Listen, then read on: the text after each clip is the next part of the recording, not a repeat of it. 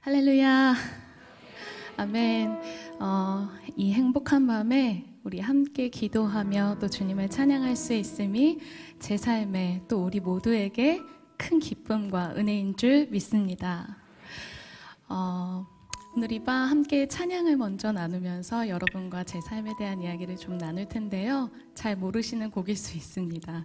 그러나 그 가사 안에 담긴 하나님의 은혜와 그 사랑을 함께 묵상하며 찬양하는 시간이 되면 좋겠습니다. 함께 찬양하겠습니다.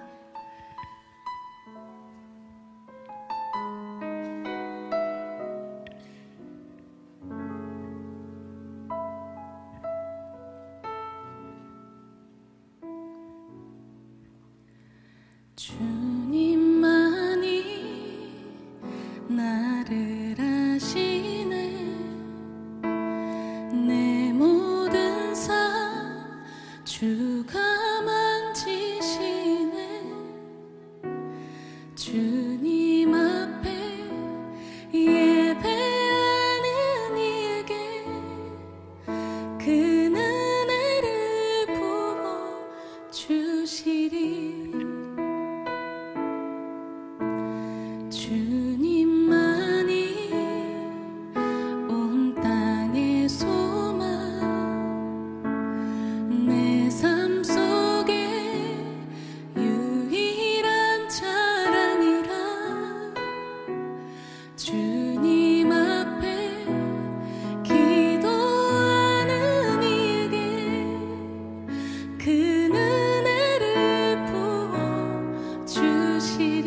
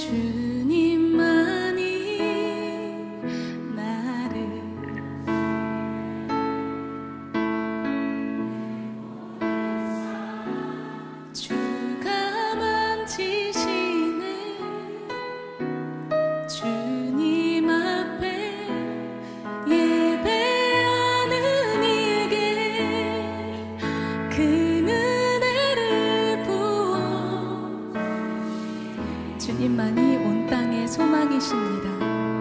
주님만이 온 땅의 소망,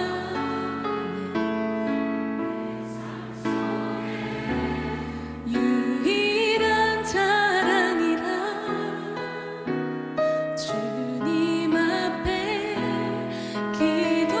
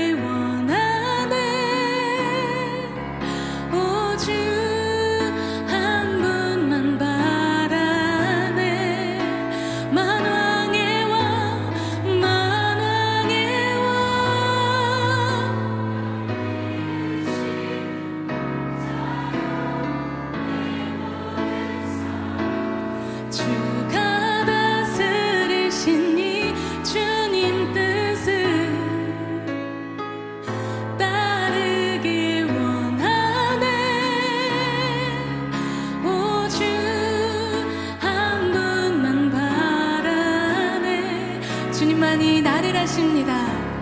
주님만이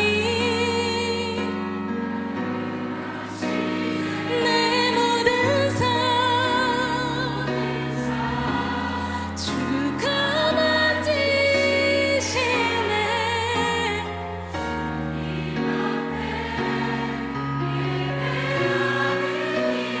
그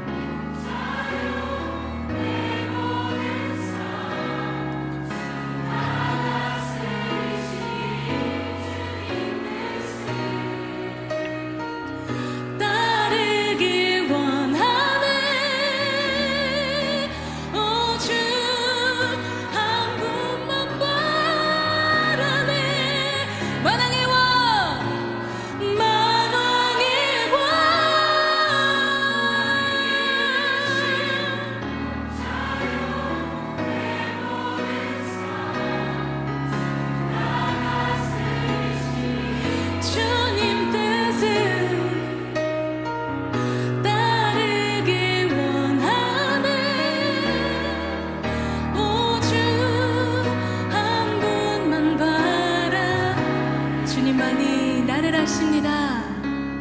주님만이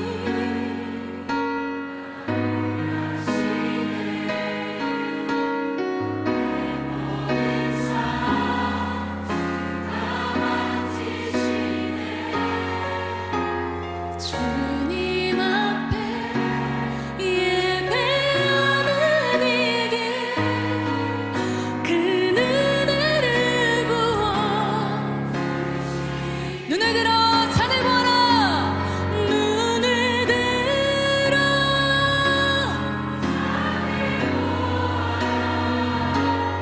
너의 도움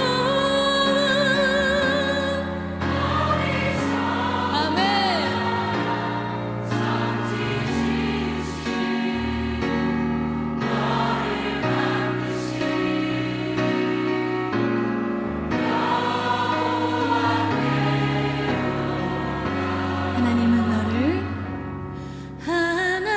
하나님은 너를 지키시는 자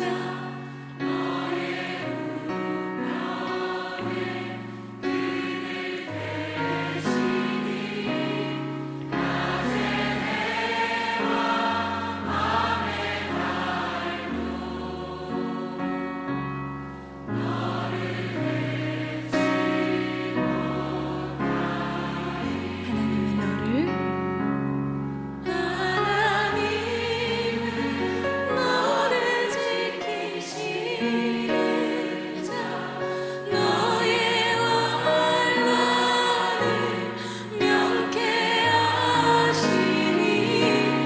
그가 너를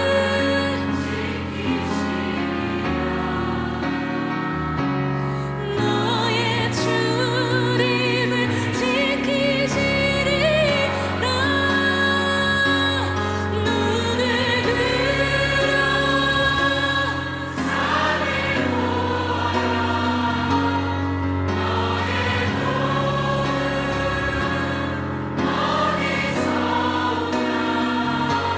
천지 지으신 너를 여호와께 눈을 들어 산을 보아라.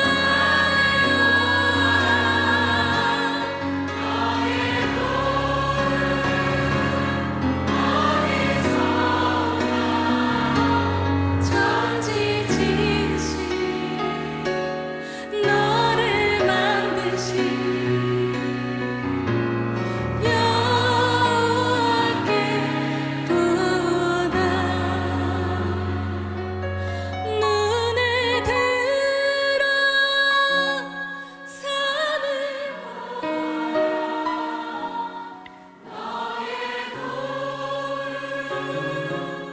어디서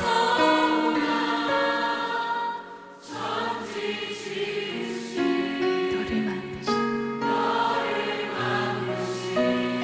여호와께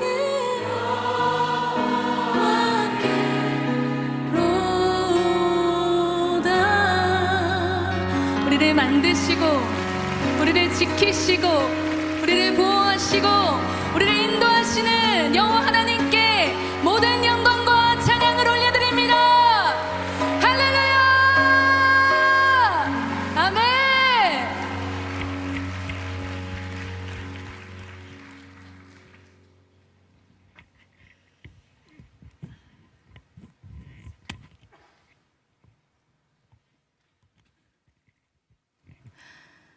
네, 안녕하세요. 네, 아무도 안 계시네요. 안녕하세요. 네, 네, 반갑습니다. 네, 저는 미국 달라스에 있는 세미한교회를 섬기고 있는 김윤진 전도사라고 합니다. 만나서 반갑습니다.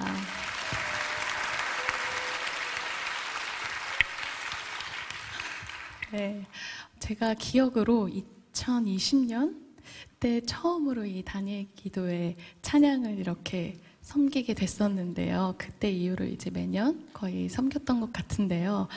제가 갑자기 미국으로 이사를 가게 되면서 이 은혜 다니엘 기도회는 이제 앞으로 함께하기가 좀 어렵겠구나 했는데 하나님께서 어떻게 이렇게 저를 또 오늘 간증자로 세워주셔가지고 올해도 어김없이 은혜의 자리에 함께할 수 있어서 너무나 감사하고 큰 영광입니다. 저는 오늘 하나님과 함께 했던 제 삶의 그 소소한 이야기들을 여러분과 함께 나누면서요, 하나님의 은혜를 이야기하고 싶습니다. 저희 가정이 지난 8월에 이제 미국으로 이사를 갔는데요. 이제 미국에서의 삶을 시작한 지 오늘로 91일째입니다. 그 전에는 서울에 있는 신정동의 한성교회에서 10년간 예배 인도자로 이렇게 사역을 했었습니다. 사실 한성교회가 제 모교회거든요. 어머니 아버지께서 결혼하실 때 할머니께서 너희 이 교회 다녀라 하시면서 교회 옆에 작은 새빵을 얻어주셨어요. 근데 그 새빵 옆에 교회가 한성교회였고 어머니 아버지 신혼 때부터 저희가 출석하는 교회가 되었습니다. 저희가 딸만 셋이거든요. 퀴즈가 나갑니다. 제가 몇째게요? 네, 맞아요. 제가 듣고 싶은 대로 들을 거니까요. 제가 몇째게요? 네, 맞습니다. 셋째예요. 그쵸? 셋째로 보이죠? 뭐 때문인지 모르지만요. 네. 늦둥이 막내, 셋째 딸로 태어났는데요. 제가 태어날 때 정부 정책이 하나만 낳아 잘 기르자, 둘만 낳아 잘 기르자, 이런 산하 제한 정책이 있었던 거죠. 계획하지 않은 제가 생긴 거예요. 어머니 아버지께서 고민하셨습니다. 아무래도 경제 상황도 많이 어렵고 우리 집에 벌써 아이가 둘이나 있는데 이 아이를 우리가 정말 책임질 수 있을까? 이런 고민을 하시다가요, 아무래도 안 되겠다라고 생각하신 거예요. 그때 정부 정책에 따라서 여성들이 보건소에 수술을 신청하는 제도가 있었다고 합니다. 저 너무 떨리나 봐요. 여러분 여기 안 서보셔서 잘 모르시나요? 네, 빨리 집에 가고 싶고 지금 막 지금 혀가 계속 꼬이고, 네, 감사합니다. 네, 이렇게 격려받는 자리인데 이렇게 떨릴까요? 네. 그때 정부 정책에 따라서 여성들이 보건소에 수술을 신청하는 제도가 있었대요. 임신하지 않은 여성이 신청하게 되면 임신을 할 수 없도록 수술을 해주는 건데요. 어른들이 배꼽 수술이라고 불렀다고 합니다. 그리고 임신한 여성이 신청을 하게 되면 낙태 수술과 함께 다시는 임신할 수 없도록 하는 수술을 해주는 거죠. 어머니 아버지께서 고민하시다가 그 수술을 어렵게 신청하게 되셨어요. 날짜가 흘러서 수술날이 되었고 어머니께서 채비를 하고 집을 나서시는데 그때 동네에 미애 엄마라는 분이 계셨대요. 엄마한테 물어보신 거죠. 어머 어디 가세요? 그래서 아무래도 어머니께서 좀 얘기하기가 그러셔서 이렇게 저렇게 돌려 말하시려고 하다가 또 거짓말을 못 하셔가지고 이러이러해서 갑니다 라고 말씀하신 거죠. 그랬더니 미애 엄마라는 분께서 하시는 말씀이 어머 그럼 잘 됐네요, 기도받고 가세요 라고 하신 거예요. 그때까지만 해도 저희 어머니 아버지께서 교회를 그냥 왔다 갔다 문턱을 밟는 정도셨기 때문에 고민하셨어요. 이런 일을 기도받고 가도 되는 일인가 고민하시다가 이제 결정하셨죠. 그래, 기도받는 건 무조건 좋은 거니까 기도받고 가자. 그래서 그 미애 엄마라는 분을 따라가신 거죠. 그 미애 엄마라는 분은 저희 동네에 있는 구세군 교회를 다니시는 분이셨대요. 그분이 다니시는 구세군 교회에 가서 구세군 교회 전도사님, 미애 엄마, 저희 엄마 이렇게 세 분이서 막 기도를 하게 되신 거예요. 열심히 기도를 한 후에 이제 어머니께서 가시려고 하는데 전도사님이 저희 어머니한테 얘기하시는 거죠. 어머니, 제가 기도해 보니 하나님께서 이 아이가 나중에 큰 일을 할 거라고 합니다. 지우지 마시라고 저희 어머니를 막 설득하셨어요. 여기서도 박수를 받네요. 네. 네, 감사합니다. 그러셔서 저희 어머니께서 흔들리셨게요? 안 흔들리셨게요? 네, 정답이 너무 뻔하죠? 제가 여기 있잖아요. 네, 흔들리셨어요. 나중에 큰 일을 한다고 하시면서 집으로 돌아가셨습니다. 그리고 시간이 또 지났습니다. 벌써 아이가 둘이나 있고 경제적 상황도 쉽지 않고 여러 가지 어려움 가운데 이 아이를 정말 우리가 책임질 수 있을까? 이런 고민들이 계속되셨던 거죠. 그러다가 결국에는 아무래도 안 되겠다. 또 어렵게 수술을 신청하게 되셨습니다.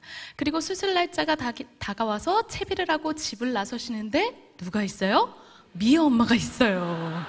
이번엔 정말 얘기를 안 하시려고 이렇게 저렇게 돌려대시다가 이러이러해서 간다고 또 어쩔 수 없이 얘기하니까 이번에도 기도받고 가시라고.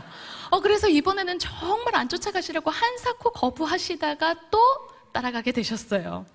그렇게 구세군교회 전도사님을 또 만났습니다. 미애 엄마, 저희 엄마, 그리고 전도사님 이렇게 세 분이서 또 막 기도를 하신 거죠. 이번에는 전도사님께서 뭐라고 얘기를 하셨길래 제가 여기 있을까요? 모르시겠죠? 막 이렇게 열심히 기도하시더니 전도사님께서 저희 엄마한테 하신 말씀이 어머니 기도해보니 이 아이가 하나님께서 아들이라고 합니다 라고 하신 거예요. 딸만 둘이었잖아요. 은근히 그 아들을 바라는, 제가 누뚱이라서 또래 친구들보다 부모님이 한 10살 많으시거든요. 어르신들의 그 아들을 바라는 그 마음을 간파하신 거죠. 아들이라는 그 말에 어머니 아버지 마음이 막 흔들리셨어요. 아들이라고 그러면서 아들이라고 고민하시는 사이에 제가 막 무럭무럭 자랐습니다. 그래서 이제 더 이상 저를 어찌할 수 없는 상황이 되었고, 제가 뿅 하고 태어나는데 예쁜 여자예요, 남자예요? 네, 예쁜 여자죠. 예쁘다는 걸 동의를 못 하시지만 괜찮습니다. 제가 성인이 돼서 어머니께서 옛날에 이런 일이 있었다 이야기해 주시면서 저한테 그렇게 말씀하세요. 하나님께서 네가 태어날 때부터 그렇게 너를 지키셨어, 보호하셨어, 인도하셨어, 이런 이야기들을 하면서 웃곤 했습니다. 제가 간증에는 이제 아무래도 스토리상 한 2번 정도로 축약을 하는데요. 이런 미애 엄마와의 스토리가 4번이나 넘게 있었다고 합니다. 그래서 저희 어머니가 그 미애 엄마를 정말 너무 찾고 싶은데 아직도 못 찾으셨어요. 오늘 간증을 보게 되신다면 꼭 만나서 감사 인사를 드리고 싶습니다. 저는 그렇게 모태신앙인으로 자랐어요. 하나님이 나를 사랑하신다, 예수님이 나를 위해 십자가에 못 박혀 죽으셨다, 나는 얼마짜리, 예수님짜리, 이런 걸 주일학교에서 듣고 배우고 외치고 그렇게 자라난 모태신앙인입니다. 제가 이렇게 듣기만 하고 배우기만 했던 하나님을 제 의지로 좀 붙들게 되는 계기들을 제 삶에 만나게 됐습니다. 초등학교 3학년 때 일인데요. 어떤 일이 있었는지 기억도 안 날 만큼 너무너무 사소한 일로 같은 반 남자 학생과 좀 다투게 됐어요. 뭐 때문에 그랬는지 기억도 잘 안 나는데요. 그렇게 다투고 나서 그 친구랑은 이제 사이가 좀 서먹서먹해졌죠. 거리가 생겼습니다. 그러면서 이렇게 시간이 흘렀습니다. 이 친구가 어느 날은 학교에 왔는데 이렇게 머리에 막 브릿지 하나씩 넣고 온 거예요. 그때 그게 유행이었거든요. 그러면서 뭔가 시간이 지나면서 그 친구 뒤에 쫄쫄쫄쫄 추종자들이 막 생기기 시작하는 거죠. 그러면서 약간 세력이 있는 친구가 됐습니다. 그런데 반면에 이 친구랑 약간 거리가 생긴 저는 주변에 저랑 같이 어울렸던 친구들이 저랑 조금씩 멀어지는 듯 하더니 3학년이 끝날 때쯤 되니까 제가 반에서 왕따가 되어 있는 거예요. 사람에게 외면당하는 느낌을 경험하니까 이제 쉽게 사람한테 다가가지 못하겠는 거죠. 그렇게 엄청 충격적인 상황들을 맞이하게 되면서 처음에는 반 왕따로 시작했던 것이 4학년, 5학년, 6학년 올라가면서 제가 속한 학년에서 왕따가 되고 나중에는 전교에서 왕따가 되었습니다. 쉽게 말하면 저를 인사해주거나 아는 체 해주는 사람이 단 한 명도 없는 거예요. 혼자인 거, 외로운 건 괜찮은데요. 괴롭힘이 너무 힘든 거죠. 교실 문을 열고 들어가면 아이들이 저인 걸 확인하면 막 소리를 지르고 욕을 해요. 그리고 또 어느 날은 교실 문을 열고 들어가서 이제 수업 준비하려고 제 책상 밑에 이제 제 소지품을 꺼내려고 이렇게 손을 넣었는데 제 물건이 아무것도 없는 거예요. 어떡하지? 어디 갔지? 나중에 찾아보니까 아이들이 쓰레기통에 다 갖다 버려놓고, 또 어느 날은 교실로 들어가서 제 책상과 의자가 있는 자리로 갔는데 제 책상과 의자만 없는 거예요.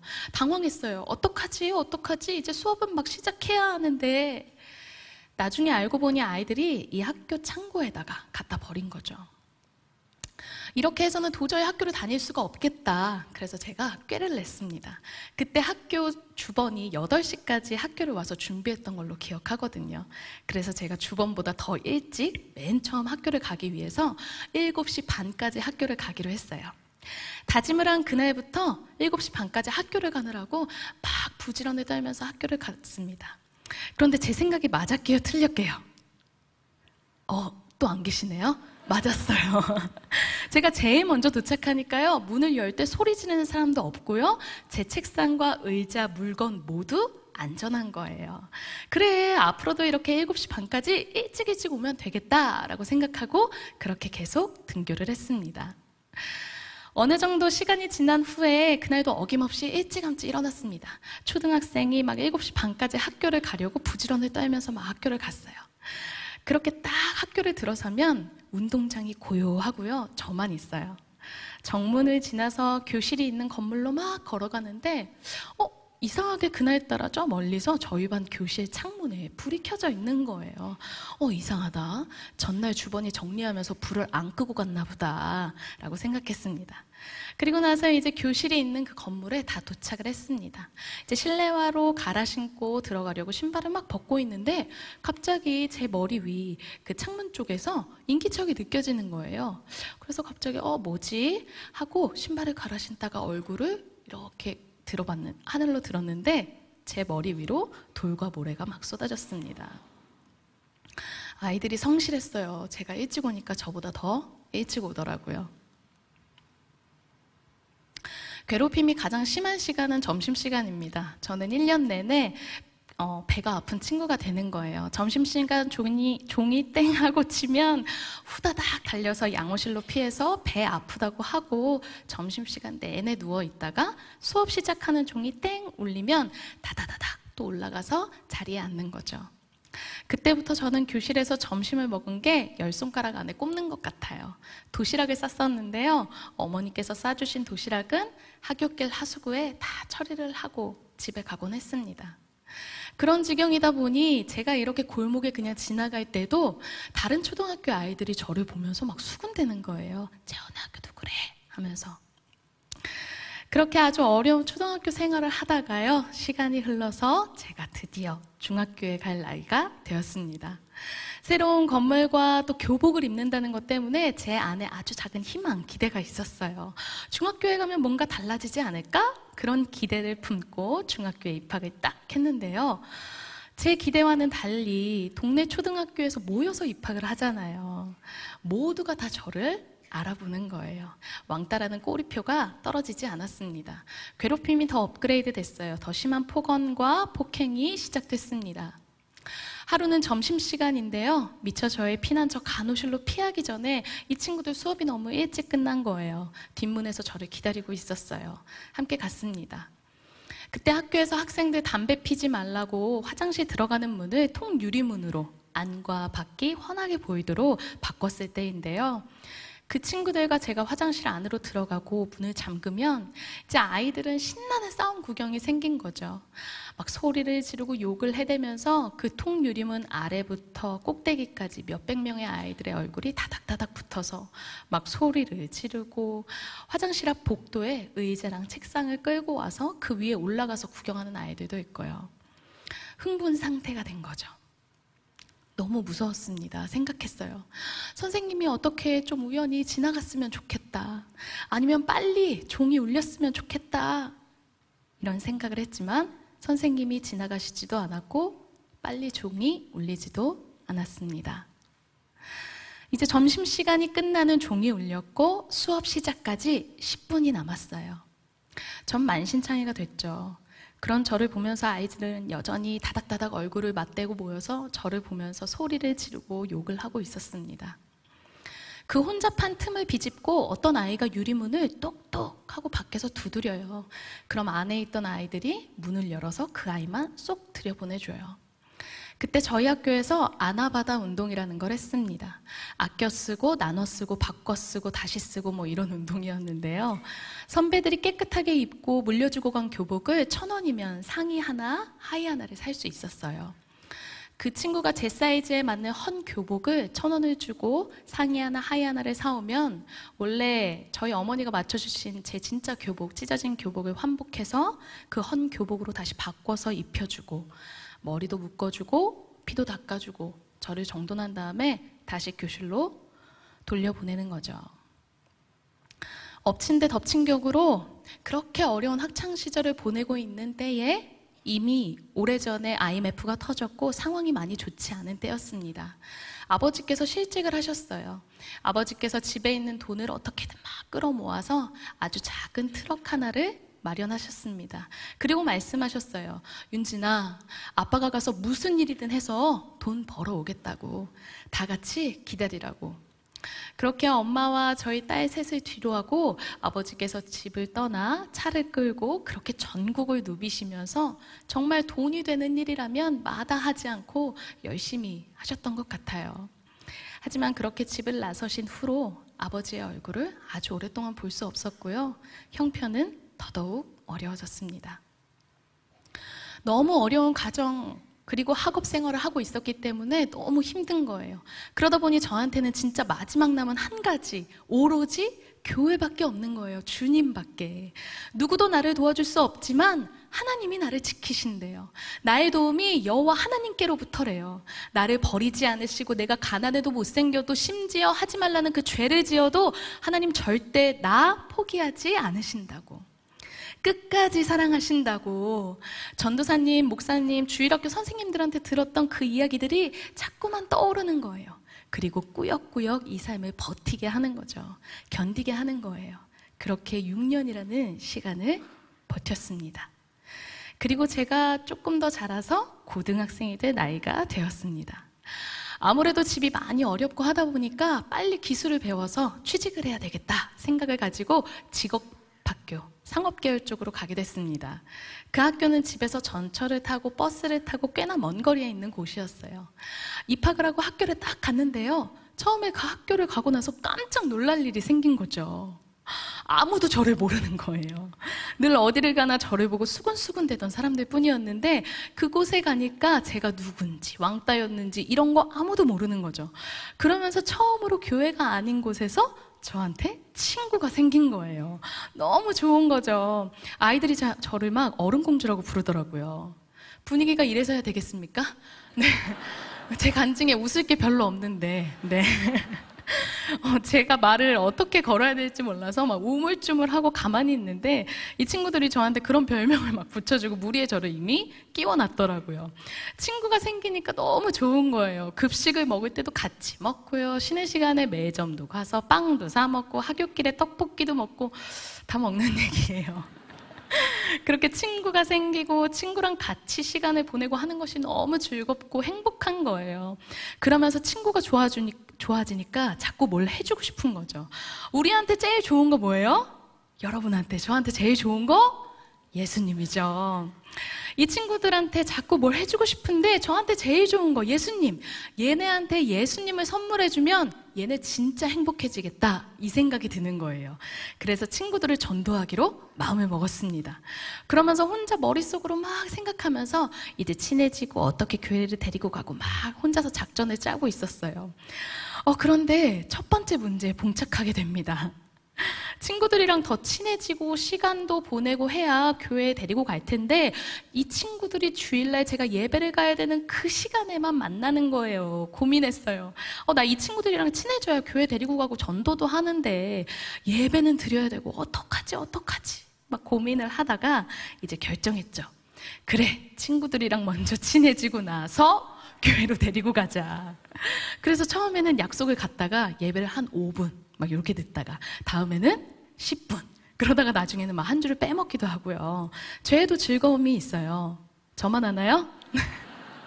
처음에 막 5분 늦었을 땐 벼락을 맞을 것 같고 너무 무서웠는데요. 그렇게 점점 죄의 즐거움에 빠지면서 하나님과 서서히 멀어지기 시작했습니다.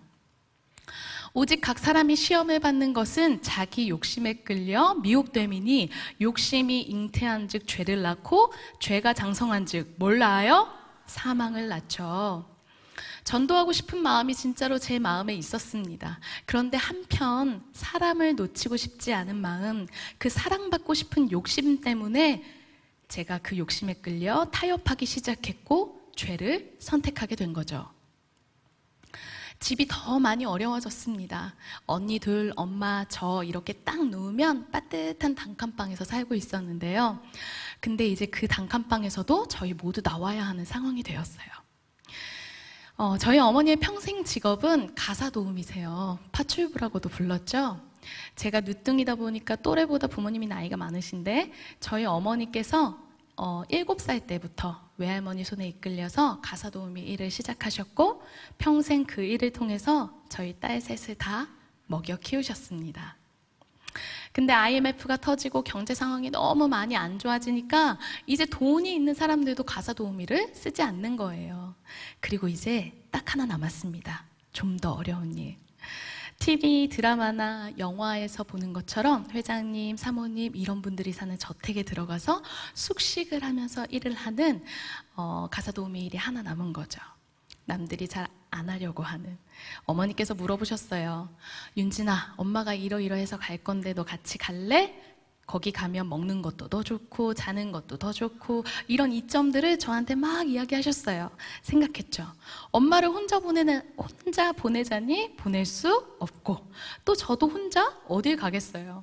그래, 엄마랑 같이 가야겠다. 그렇게 생각하고 어머니께서 일하게 되신 그곳으로 함께 들어가게 되었습니다. 그곳에서의 생활이 시작되었는데요. 세상에 엄마 말이 진짜 다 맞는 거예요. 정말 그곳의 환경이 엄마가 말한 대로 매 끼 반찬 다 다르고요. 매 끼 고기가 있고요. 이거 중요하지 않나요? 여름에 시원하고 겨울에 따뜻하고 이거 되게 어려운 거 아시죠, 여러분? 여름에 진짜 시원하고 겨울에 진짜 따뜻하고 침대, 화장실, 욕실, 바닥 막 번쩍번쩍 너무 좋은 거예요. 와, 엄마 말이 맞았구나. 그래, 여기서 엄마랑 이렇게 행복하게 잘 살면 되겠다라는 철이 없는 생각을 하면서 그곳에서의 생활을 시작했습니다. 그런데 점차 시간이 지나면서 눈치를 주는 누군가와 눈치를 보는 누군가가 있었습니다. 거기서의 생활이 조금씩 힘들어지기 시작했어요. 학교가 끝나고 그 집에 들어가려고 할 때 저도 모르게 대문 앞에서 크게 심호흡을 한번 하고 들어가게 되는 거죠. 그 집에 들어가서도 배가 고파서 냉장고 문을 한번 열어볼까 싶다가도 생각을 하게 되고 자다가 화장실이 가고 싶어서 이렇게 눈이 떠져도 생각하는 거죠.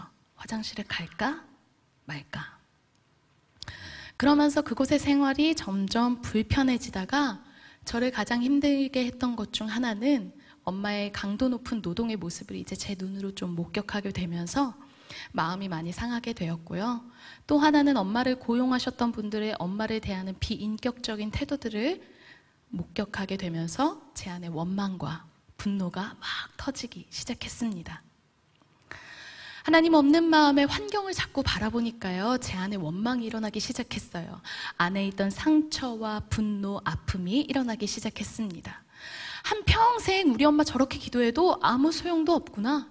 나 이렇게 사람들이랑 잘 지낼 수 있었는데 그때 왜 나를 괴롭혔지? 지난 시간 괴롭혔던 사람들에 대한 증오, 왜 나여야 했을까? 왜 내가 바보같이 당하고 있었을까? 이런 물음들이 꼬리에 꼬리를 물다가 결국에는 하나님을 막 원망했어요. 교회와는 완전히 단절되었고요. 학교도 잘 나가지 않았습니다. 수업 일수가 모자라서 너 조금 있으면 퇴학이야! 막 이런 전화가 계속 걸려왔지만 잘 가지 않았어요. 담배도 피우고요. 술도 마시고요. 정서가 너무 불안하니까요. 어쩌다 한 번 가는 그 학교도 학교에 술을 싸가지고 가서 술을 먹고 그냥 자는 거예요. 그렇게 지내고 있던 중에 어느 날 한 번은 술을 먹고 큰 시비가 붙었습니다. 싸움이 난 거죠. 경찰서로 연행이 되게 되었습니다. 괜찮으세요? 이제 없어요. 이게 마지막이에요. 네. 제가 같이 있었던 여자친구들 중에 한 명이 운동선수였거든요. 저 말고요. 권투선수였는데요. 그 여자친구 한 명이 이제 다수의 성인 남성을 이렇게 얍얍 해가지고 이제 같이 가게 됐어요. 네. 갔는데 이제 이분들이 여자한테 좀 맞고 막 그래가지고 자존심이 많이 상하셨나 봐요. 합의 못 해주겠다고 막 고래고래 난리가 났는데요. 조사받다 보니까 이 녀석들이 고등학생인 거예요. 그래서 막 더 화가 나신 거죠. 그래서 끝까지 막 조사를 받으면서 막 괴로운 시간을 보내다가 제가 친구들 중에 제일 먼저 조사를 받고 풀려나왔습니다. 1층, 2층 이렇게 큰 건물의 경찰서였는데요. 조사받고 나서 이제 경찰서 2층 그 로비에 이렇게 딱 나오니까 저쪽 왼편 창가 쪽에 소파가 있는 거예요. 술도 막 덜 깨고 행색도 막 엉망이 돼가지고 막 질질질 기다시피 해가지고 소파에 털썩 주저앉았습니다. 그리고 이렇게 창문에 고개를 탁 기댔는데요. 깜짝 놀란 거예요. 제가 분명히 깜깜한 밤에 왔거든요. 대낮인 거예요. 그러면서 그 경찰서 2층 창문 아래로 펼쳐진 아침 풍경이 제 눈에 이렇게 들어오는 거죠. 예쁘게 교복을 입은 여학생, 학생이겠죠. 그 둘이서 막 걸어가는데 뭐가 그렇게 재밌다고 막 깔깔깔깔 웃으면서 막 어딘가에 가고 있어요. 아마도 학교 가는 거겠죠. 또 어떤 사람은 통화를 하면서 막 이렇게 바쁘게 걸어가요. 아마도 회사원이겠죠. 그리고 저기 신호등을 기다리고 있는 사람들도 보이고요. 버스 정류장에 줄을 선 사람들, 그리고 신호에 맞춰서 왔다 갔다 달리는 차들, 그런 너무나도 일상적이고 활기찬 아침 풍경이었습니다. 그런데 그에 반해 그 아침 풍경을 바라보고 있는 제 모습이 보이는 거예요. 18살 고등학생이 화장, 옷 매무새 막 머리 다 헝클어지고 난리가 나서 술 냄새를 풍기면서 창문에 기대서 그 아침 풍경을 바라보고 있는 제 모습이 보이는 거죠. 행복하지 않았어요. 슬펐습니다. 마음이 고파서 허덕였어요. 아무리 채워도 마치 소금물을 마시는 것처럼. 내 백성이 2가지 악을 행하였나니 곧 그들이 생수의 근원되는 나를 버린 것과 스스로 웅덩이를 판 것인데 그것은 그 물을 가두지 못할 터진 웅덩이들이니라. 예레미야 말씀입니다. 생수의 근원 되시는 하나님을 제가 버린 거예요. 우리 마음속에는 하나님만 채울 수 있는 공간이 있다고 하죠. 아무리 어렵고 힘들어도 하나님이 저를 채우시고 하나님이 저를 붙드실 때는 제가 견딜만 했어요. 근데 이제 아무리 즐겁다는 걸 해도 잠깐이에요. 친구도 있고 이젠 더 이상 괴롭힘을 당하지 않는데도. 너무 행복해지고 싶은데 무얼해도 행복하지 않고, 다시 돌아가고 싶은데 너무 멀리 왔고, 내 삶은 망가졌고 나는 왕따와 폭력에 시달렸던 패배자고 나에겐 미래가 없고, 의미 없는 하루하루가 이렇게 지나갔습니다. 살고 싶지 않은 거예요. 이렇게 사느니 차라리 죽는 게 낫겠다. 나 같은 건 없어지는 게 낫겠다. 내 모든 걸 알고도 도대체 누가 날 사랑할까? 난 가망이 없어. 난 엉망진창이야. 마치 낭떠러지 끝에 흔들흔들 위태롭게 서 있는 것처럼 그런 위험한 시간들이 지났습니다. 그러던 중 몇 차례 자살을 시도하게 됐고요.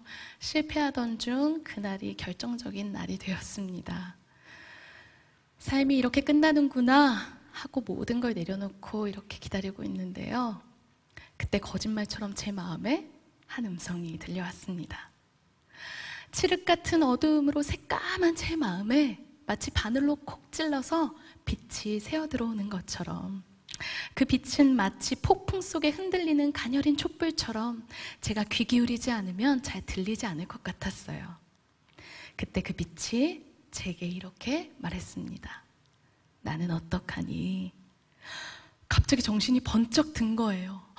이게 뭐야? 하고 있는데 그때 다시 한번 들려왔습니다. 윤진아, 그럼 나는 어떡하니? 이게 뭐야? 하고 있는데 다시 한 번 더 분명하게 들려왔습니다. 윤진아, 내가 너를 위해서 십자가에서 죽었는데 네가 죽으면 나는 어떡하니? 우리가 아직 죄인 되었을 때에 그리스도께서 우리를 위하여 죽으심으로 하나님께서 우리에 대한 자기의 사랑을 확증하셨느니라. 누가 우리를 그리스도의 사랑에서 끊으리요? 환난이나 곤고나 박해나 기근이나 적신이나 위험이나 가리랴. 내가 확신하노니 사망이나 생명이나 천사들이나 권세자들이나 현재일이나 장래일이나 능력이나 높음이나 깊음이나 다른 어떤 피조물이라도 우리를 우리 주 그리스도 예수 안에 있는 하나님의 사랑에서 끊을 수 없으리라. 아멘.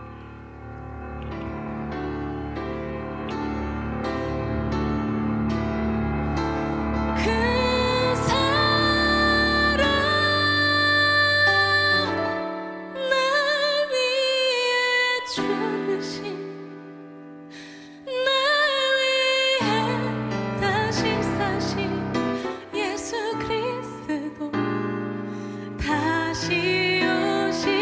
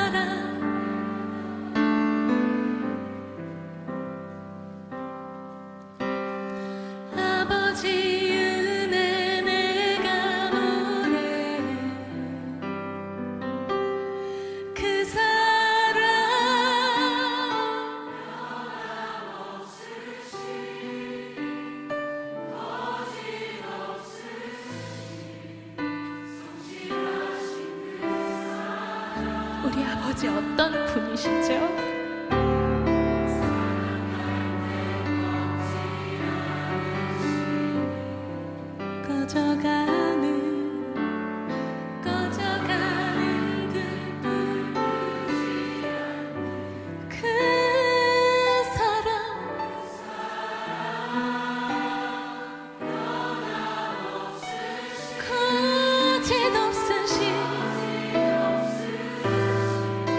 성실하신 그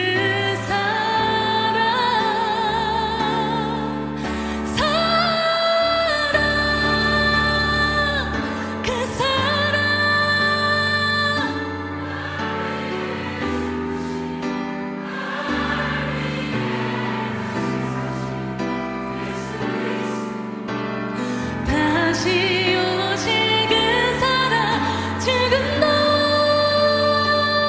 생명도 천사도 하늘의 어떤 권세도 영원한 그 사랑, 예수 그 사랑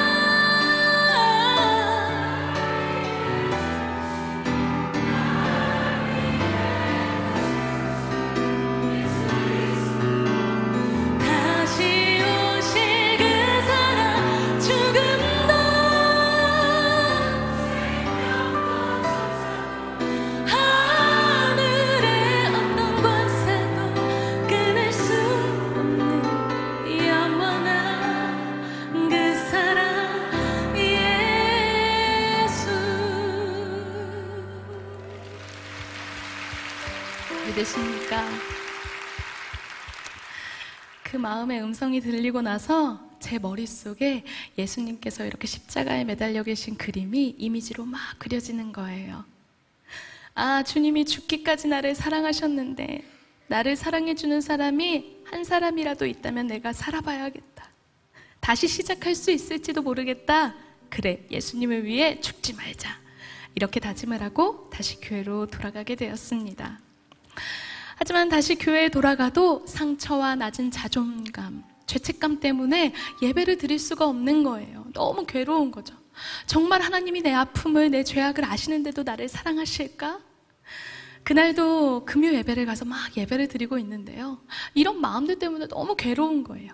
그때 저를 케어해 주시던 전도사님이 계셨어요. 예배 중에 제가 전도사님께 제 죄를 막 고백하면서 이런데도 저를 용서해 주실까요? 저를 사랑해 주실까요? 그러면서 제가 막 엉엉 울었어요. 그랬더니 전도사님께서 제 손을 이렇게 꼭 붙들고 땀을 뻘뻘 흘리시면서 기도를 해주셨습니다. 그리고 아주 오랜 시간이 지났습니다. 아무래도 용서하기 쉽지 않은 죄였나 봐요. 굉장히 오래 기도하셨거든요. 막 이렇게 기도하시더니 제 귀에 대고 전도사님께서 이렇게 말씀해 주시는 거예요. 윤진아, 죄에는 크고 작음이 없다. 하나님 앞에 회개하고 나아가면 하나님의 그 크신 사랑이 덮지 못할 죄가 없다는 거죠. 그 사랑이 너무 크셔서요. 그때 그 말을 듣고 나서 저를 묶고 있던 죄와 죄책감의 사슬이 끊어지는 해방감을 느꼈어요.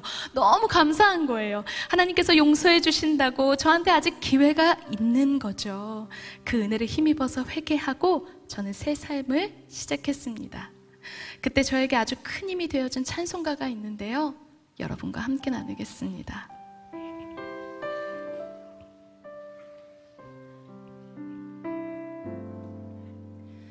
예수 사랑하심은 거룩하신 말일세. 우리들은 약하나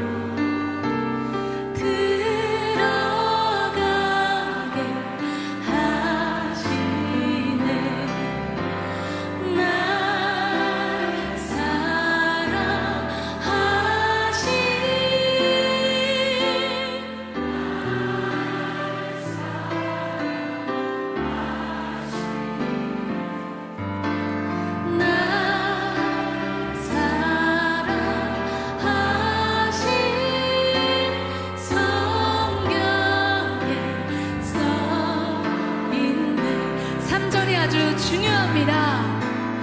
내가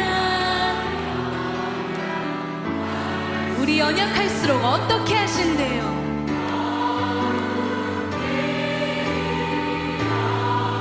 아멘. 높은 보좌 위에서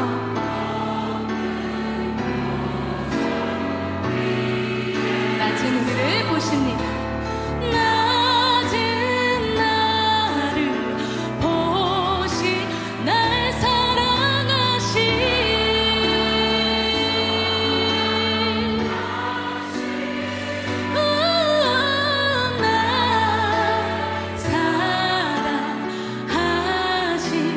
날 사랑하시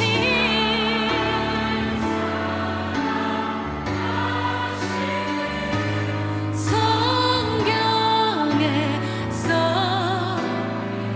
날 사랑하신 나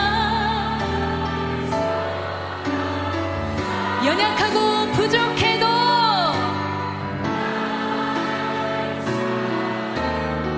또 실수하고 또 넘어져도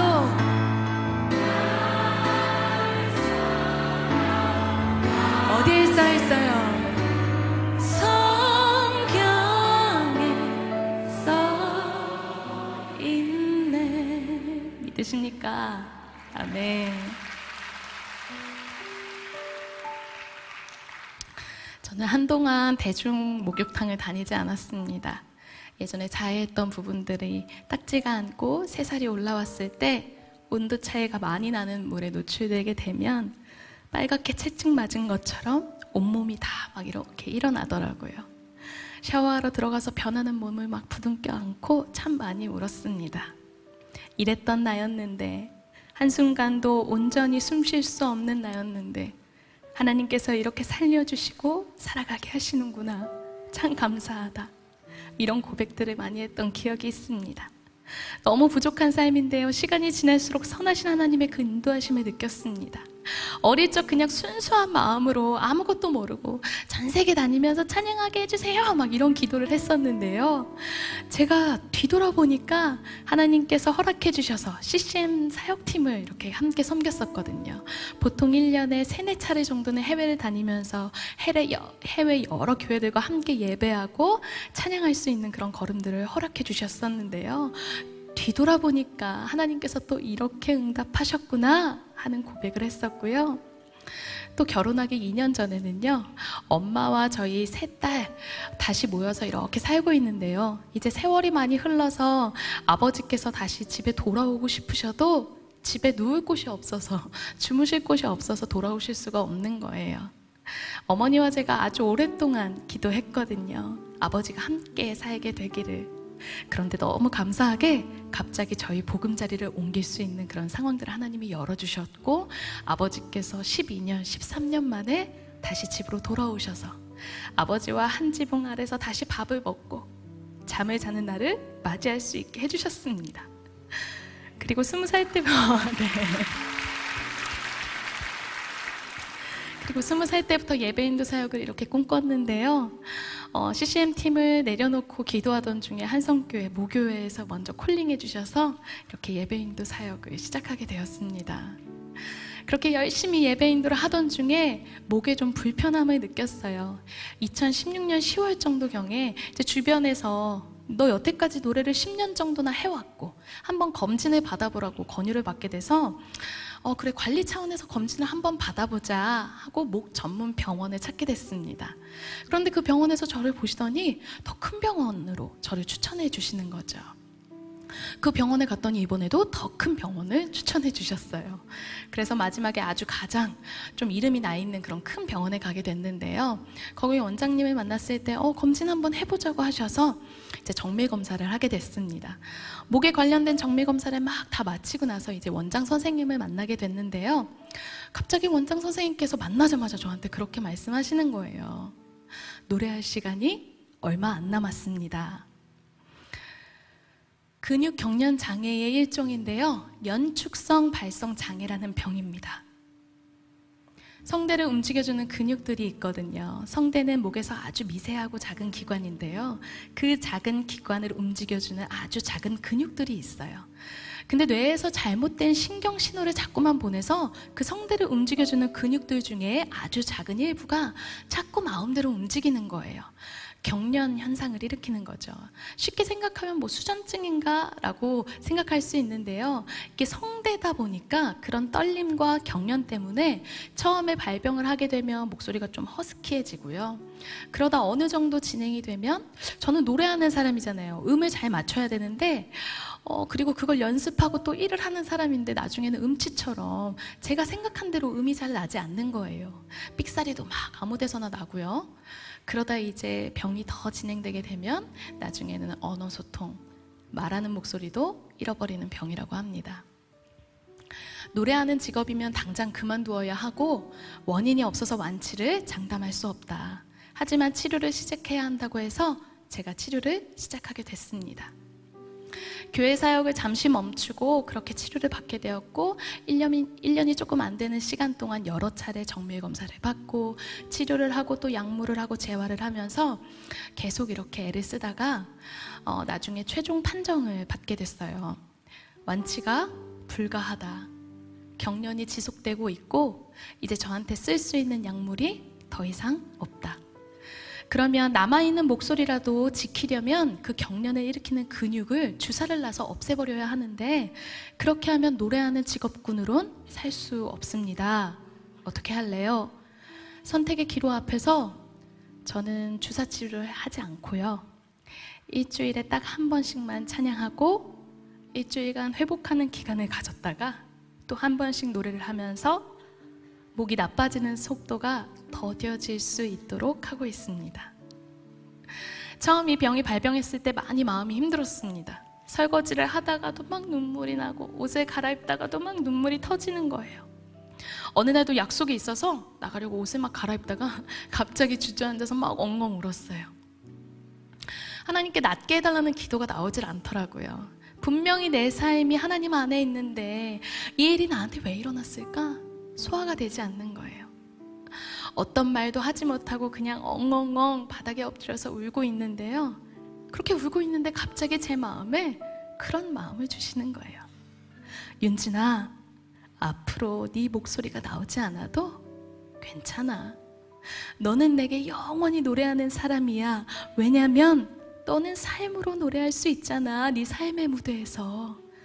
하나도 와닿지 않았어요. 낫게 해줄게 이런 거 막 기다렸는데 근데 목소리가 나오지 않아도 괜찮다고 나는 안 괜찮은데 그러면서 삶의 무대 이게 무슨 말인가 막 하면서 울고 있는데 그 마음을 주시고 나서 갑자기 생각해 보게 된 거예요. 제가 어렸을 때부터 노래를 잘했거든요. 좋아했어요. 저희 딸만 셋이잖아요. 언니들 포함해서 저까지 다 노래하는 사람을 꿈꾸면서 자랐습니다. 왜요? 아빠가 노래를 너무 잘하셨거든요. 그러면서 저희 딸 셋이 나이 차이가 좀 또 있다 보니까 교회에서 노래 잘하는 자매들 하면서 차세대에서 한 명씩 막 솔로도 하고 또 노예대회도 나가고 하면서 그렇게 예쁨을 받으면서 컸거든요. 그래서 저는 언제나 사람들이 저를 보는 자리에서 찬양하는 게 익숙했어요. 그리고 심지어 제가 지금 뭘 해요? 사역을 하잖아요. 찬양 사역을, 예배 인도를 찬양하고 있잖아요. 근데 그게 아닌 거죠. 찬양이 뭐예요? 예배가 뭐예요?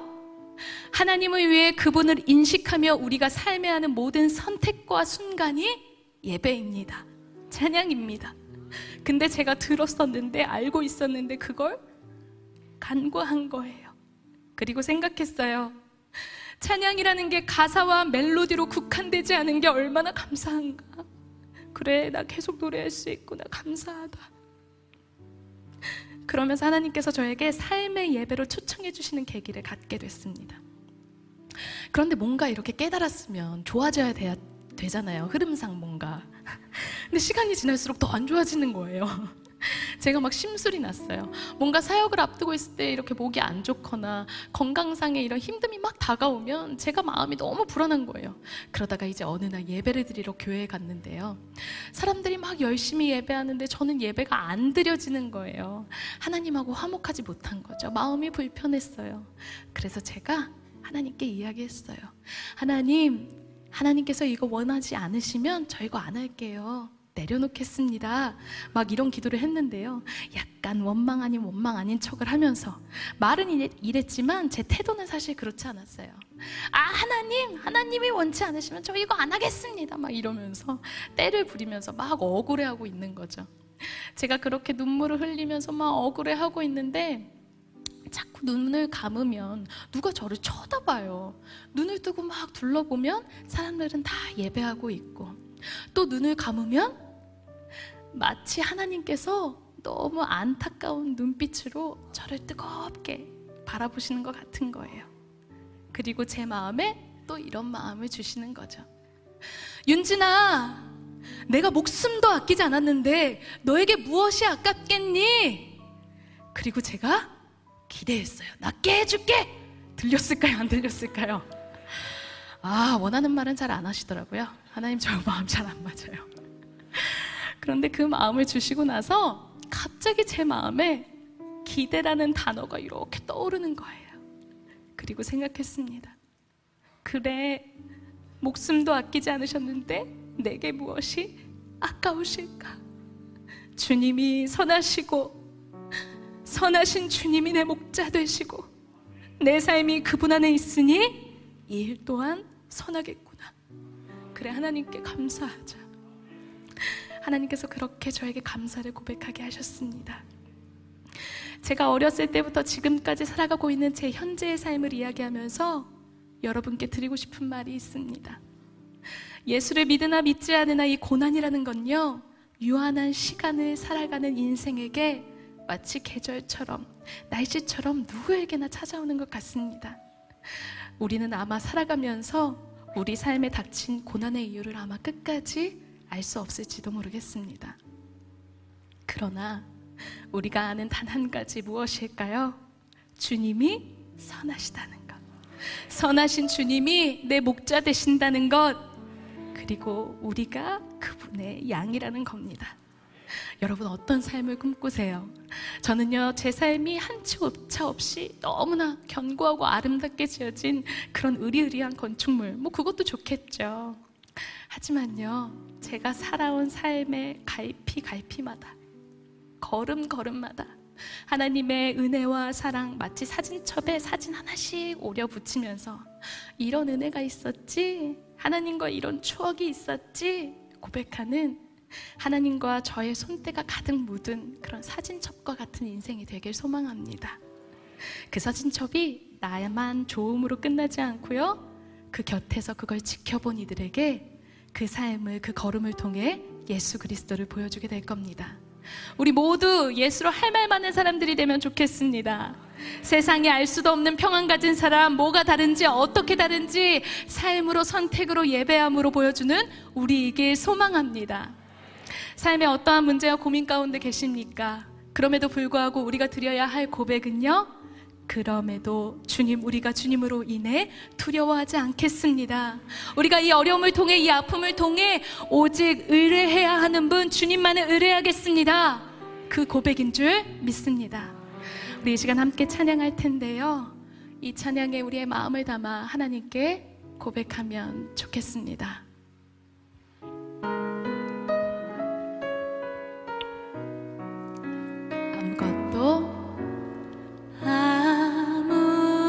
아무것도 두려워 말라. 주 나의 하나님이 지켜주시네. 놀라지 마라. 겁내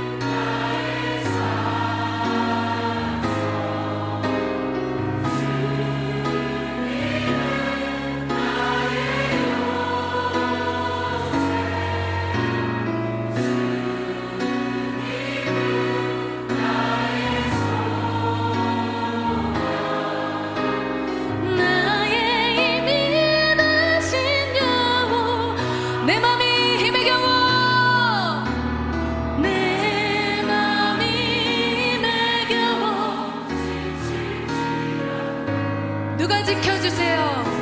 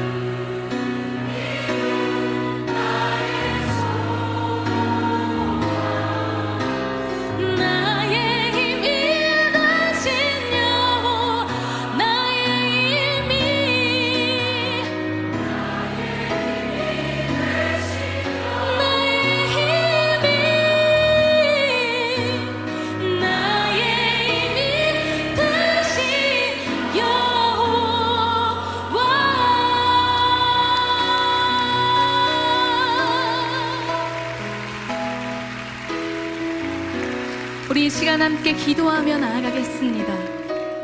오늘 우리가 간증을 듣기 전에 읽었던 시편 23편 너무나도 잘 아는 말씀인데요, 그 말씀 가운데 4절에 이런 구절이 있습니다. 내가 사망의 음침한 골짜기로 다닐지라도 해를 두려워하지 않을 것은 주께서 나와 함께 하심이라. 주의 지팡이와 막대기가 나를 안위하시나이다. 믿으십니까? 그런데요, 우리를 푸른 풀밭에 누이시고 우리를 인도하시고 함께 하시는 그 목자에 대한 말씀인데 어울리지 않는 말이 있는 것 같아요. 내가 사망의 음침한 골짜기로 다닐지라도, 내가 사망의 음침한 골짜기로 다닐지라도, 이거 뭘 말하는 걸까요? 그 푸른 풀밭에 누이시는 내 선한 목자가 인도하는 양에게도요, 사망의 음침한 골짜기를 지나는, 죽음과 같은 순간을 지나는 때가 있을 수 있다는 거죠. 상황은 죽음 같더라도 두려워하지 않을 수 있는 이유가 있습니다. 아주 엎드려지지 않을 수 있는 이유가 있어요. 왜요? 주님이 함께 하시는 시간이기 때문입니다. 주님이 인도하시는 시간이기 때문입니다. 한 치 앞도 보이지 않는 어둠 속에 있다고 해도 괜찮습니다. 손으로 더듬더듬 거리더라도 그렇게 더듬으며 그분 음성에 귀 기울이며 가면 되는 거예요. 괜찮아요. 우리를 홀로 두지 않으시고 우리를 구경하지 않으시는 하늘아버지와 함께 걷는 삶, 세상의 가치 판단 기준 아닌 세상이 말하는 즐거움, 더 좋은 거, 더 멋진 거, 더 높은 거 말고요, 매일 주님만 예배하는 자로, 삶의 초점을 그분께 맞추는 자로, 자녀 일은 애통하는 아버지 마음 헤아려 드리는 자녀로, 내 잃어버린 형제 아버지 품에 안길 수 있도록 그 사랑 전하는 자로 우리 끝까지 함께 살아내길 기도합니다. 훗날 그렇게 주님 품에 안기는 저와 여러분이길 소망합니다. 이 시간 주님 이름 부르며 기도할 때 주님 우리의 삶에 닥친 당면한 문제로 인하여서 우리가 두려워하지 않게 하시고 삶을 살아계셔서 역사하시는 우리의 선한 목자 되신 주님만을 바라보게 하여 주시옵소서. 함께 주님의 이름을 부르며 기도하며 나아가겠습니다.